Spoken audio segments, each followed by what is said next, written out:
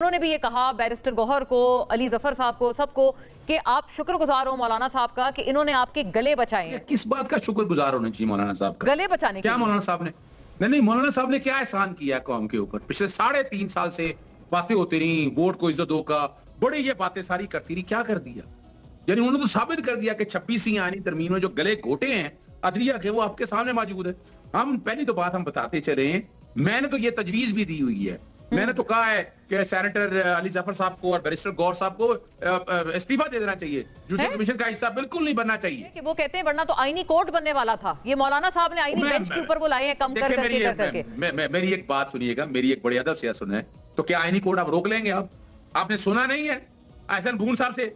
आपने government agenda सुन नहीं लिया? क्या कुछ होना है? यानी असल असूली बात समझे, ये तो बुनियादी तौर पर इस अदलिया की तबाही और बर्बादी की जिम्मेदार अपना मौलाना फजलुर रहमान 100% है।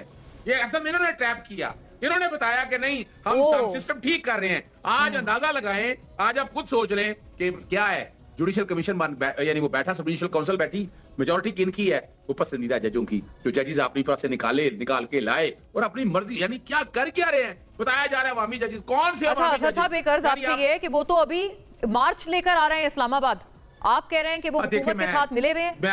मैं बड़े अदब के साथ, वो तो इस लेवल का एहतजाज कर रहे हैं। नहीं किस बात का एहतजाज करना है इस वक्त? उन्होंने किस बात का? जब चिड़िया चुग गई खेत, जब अब्राहिम अकॉर्ड हो गया, जब फलस्तीन और ये सारे मामले खत्म हो गए और अभी तो नहीं हुआ।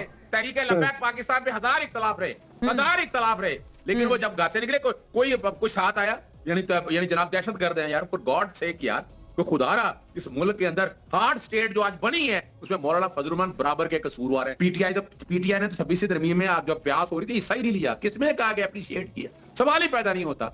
हम ना अप्रिशिएट किया ना कभी करेंगे। आज भी जेल में रख लें